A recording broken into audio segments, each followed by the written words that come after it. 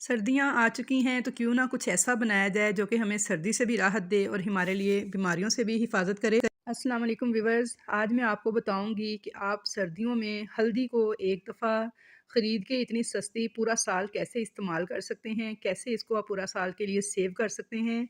Market में जो हल्दी मिलती है उसके अंदर बहुत ज़्यादा मिलावट की जाती है, तो इंशाल्लाह सभी बातों को हम डिस्कस करेंगे। और इसके साथ साथ मैं आपको हल्दी को बनाने का मुकम्मल तरीका भी बताऊंगी, पूरा तजर्बा आपके साथ शेयर करूंगी।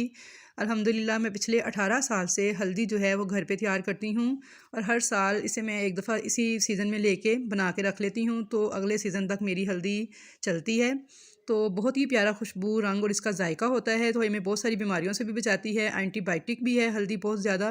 तो चलिए मैं आपको बताती हूँ कि किस तरह से आपने हल्दी को ख़रीदना है और फिर कैसे इसको सेव करना है, किस तरह से आप इसे सस्ती सी ख़रीद कर पूरा साल इस्तेमाल कर सकते हैं। तो व्यूअर, सबसे पहले मैंने ये हल्दी ख़रीदी है, सब्ज़ी वाली किसी भी दुकान से मिल जाती है बआसानी, इस सीज़न में तो बहुत ही सस्ती मिलती है। ये मैंने 150 रुपये किलो के हिसाब से ली है, लेकिन अगर आप मंडी से परचेज़ करेंगे ना तो आपको थोड़ी सस्ती मिलेगी, क्योंकि ये मैंने लोकल सब्ज़ी वाली शॉप से ख़रीदी है, तो इसलिए उनके रेट थोड़े ज़्यादा ही होते हैं। अपने से ख़रीदना किस तरह है मैं आपको ये बताऊँगी कि देखिए, अभी मैंने हल्दी को कुछ भी नहीं किया, ये मैं बस सिर्फ बाज़ार से लाई हूँ और मैंने वॉश किया है, और इसका कलर देखिए कितना प्यारा है। तो बस आपने इस तरह की हल्दी ख़रीदनी है, थोड़ी सी तोड़ के देखनी है कि अंदर से कलर उसका फ्रेश सा ऐसे प्यारा सा ऑरेंज सा कलर हो। एक हल्दी आती है वो फीके से रंग की होती है, यानी वो जब तोड़ें कच्ची उस वक्त इसका रंग बड़ा फीका सा होता है, वो आपने नहीं ख़रीदनी। उससे जब आप बना लेते हैं, बनाने के बाद खुश्क करने के बाद मज़ीद फीकी हो जाती है, यानी उसका कलर ठीक से नहीं आता।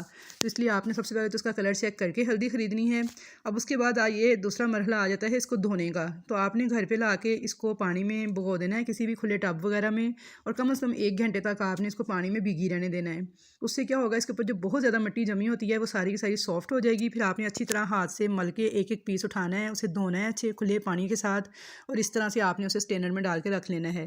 तो ये आप देख सकते हैं, ये मैंने हल्दी रात को मैं लाई थी, ला के मैंने इसे पानी में भिगो दिया था। फिर उसके बाद मैंने इसे वॉश किया है अच्छे तरीके से, एक एक दाने को मैंने पकड़ के पानी खुले के नीचे रख के सारी मिट्टी मल मल के उतारी है, और उसके बाद देख सकते हैं आपके ये इस हालत में हल्दी आ गई है।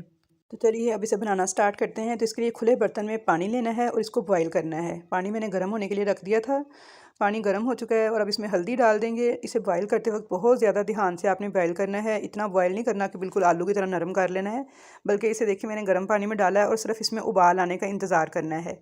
जैसे ही हल्दी में बॉयल आना स्टार्ट होंगे, यानी पानी उबलना स्टार्ट करेगा, यहाँ पे आप देख सकते हैं कि पानी मेरा उबलना स्टार्ट हो चुका है। तो आपने घड़ी से टाइम नोट कर लेना है और ठीक 1 मिनट के बाद आपने फ्लेम ऑफ़ कर देना है। इसे बहुत ज़्यादा नरम नहीं करना, बहुत ज़्यादा ओवर कुक नहीं करना, उससे फिर हल्दी जो सी है जल्दी खुश्क भी नहीं होगी और उसका कलर भी ठीक से नहीं आएगा, यानी वो ठीक से नहीं बनेगी। तो बस आपने इसे जैसे ही बॉयल आए तो घड़ी से टाइम देखना है और 1 मिनट के बाद आपने पूरे फ्लेम ऑफ़ कर देना है। फ्लेम ऑफ़ करके आपने हल्दी को किसी स्ट्रेनर वगैरह में डाल के इसका पानी सेपरेट कर लेना है और हल्दी को ठंडा होने के लिए रख देना है। तो यहाँ पे आप देख सकते हैं कि 1 मिनट हो गया है, मैंने फ्लेम ऑफ़ कर दिया है। अब मैं इसे निकाल लूँगी एक बर्तन में, ताकि हल्दी जो है हमारी अच्छे से ठंडी हो जाए। आप इसे किसी स्ट्रेनर में भी डायरेक्ट निकाल सकते हैं, तो पानी इसका बेशक वेस्ट कर दें, हल्दी जो है इसको ठंडा कर लें। तो यहाँ पे मैंने सारी हल्दी जो है वो निकाल ली है गर्म पानी से, और आप देख सकते हैं कितना खूबसूरत कलर इसके ऊपर आया है। बिल्कुल खुश्क होने के बाद भी इसका सेम यही कलर आएगा जो कि इसको बॉयल करने के बाद आता है। और अगर इस स्टेज पे आपकी हल्दी का कलर नहीं आया तो इसका मतलब है बाद में भी कलर नहीं होगा। तो इसलिए आपने हल्दी को चेक करके ख़रीदना है। अब देखिए मैंने ठंडा किया है, इसे ठंडा करने के बाद ना इसके बारीक बारीक से आपने पीसेस काट लेने हैं, छुरी के साथ चॉप कर लेना है इसे। उल्टे आप बिल्कुल रफली चॉप कर लें, जैसे मर्ज़ी पीस काट लें।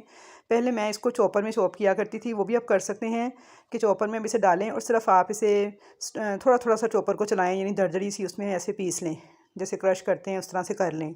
अगर आप चॉपर में करना चाहते हैं तो वो भी कर लें, वो बहुत जल्दी खुश्क हो जाती है। लेकिन अब मैं क्योंकि वीडियोज़ बनाती हूँ तो मेरा चॉपर जो है उसके अंदर कलर आ जाता है हल्दी का, तो मैंने नया ख़रीदा है, तो इसलिए मैं अब इसमें नहीं कर रही। मैंने छुरी के साथ देखें पीसेस काटे हैं और धूप में मैंने सारी हल्दी बखेर दी है। तो 4 से 5 दिन लगे हैं डेली, जैसे मैं धूप में इस तरह बखेर देती थी, और देखें ये खुश्क हो चुकी है। निशानी ये कि देखिए मैंने तोड़ी है तो ये बहुत ही क्रंची सी हो गई है, यानी टूट गई है, मुड़ी नहीं है। अब मैं आपको उसका वज़न करके दिखाती हूँ। 2 किलो हल्दी थी जो मैंने उबाली थी, तो 432 ग्राम इसका वज़न है खुश्क होने के बाद। अब मैंने इसे मशीन पे भिजवा दिया था और वहाँ से मैंने इसका पाउडर तैयार करवाया है। तो 2 किलो हल्दी से मेरा 432 ग्राम पाउडर तैयार हुआ है। वैसे मैं हर सीज़न में 5 किलो हल्दी लेती हूँ और उसमें से 1 किलो हल्दी जो सी है उसका पाउडर तैयार होता है। तो यहाँ पे देखिए कितना खुशबूदार सा, कितने खूबसूरत कलर का हमारा हल्दी पाउडर जो है बनके तैयार हो चुका है। तो व्यूअर्स, आजकल क्योंकि अभी धुंध वगैरह नहीं पड़ रही, इसे आपने धूप में खुशक करना है, साए में खुशक नहीं करना, क्योंकि साए में खुशक करने से ये काली पड़ जाती है। और साए में खुशक करने से ना हल्दी जो है खुशक नहीं होती, तो 2 से 3 दिन के बाद उस पे फंगस लगना स्टार्ट हो जाती है वाइट वाइट से कलर की, जिसमें से स्मेल आना स्टार्ट हो जाती है। तो इसलिए आपने जब भी हल्दी लेनी है इसे धूप में, तेज़ धूप में खुशक करना है, लेकिन धूप लगवाते रहना है। और अगर धूप वगैरह सही तरह से ना लग रही हो तो फिर आप इसे पंखे के नीचे रख के ज़रा हवा अच्छे से लगवाइएगा, ताकि ये खुश्क हो जाए, इसके अंदर नमी ना हो बिल्कुल भी। फिर किसी हीटर वाले गर्म कमरे में भी आप हीटर के आगे भी खुशक कर सकते हैं। मुझे 4 से 5 दिन लगे हैं, मैंने अभी इसी सीज़न में ही ख़रीदी है। तो 4 से 5 दिन में बड़ी अच्छे से खुश्क हो गई है। बस कटिंग इसकी बहुत बारीक कर लीजिएगा तो फिर जल्दी खुश्क हो जाएगी। और जब मशीन से पिसवाएँ तो मशीन वाले से कहिएगा मशीन अच्छी तरह से साफ़ करे कि इसके अंदर मिर्चें वगैरह जो सी हैं या कोई और मसाला शामिल ना हो, ताकि हमारी हल्दी जो है पूरा साल सेव रह सके। तो व्यूअर्स, मुझे पूरी उम्मीद है कि आपको मेरी आज की वीडियो पसंद आई होगी। वीडियो पसंद आई है तो इसे लाइक कर दीजिएगा। चैनल पर नए हैं तो सब्सक्राइब किए बिना मत जाइएगा, ताकि आपको मेरी नई आने वाली तमाम वीडियोज़ इसी तरह देखने को मिलती रहें।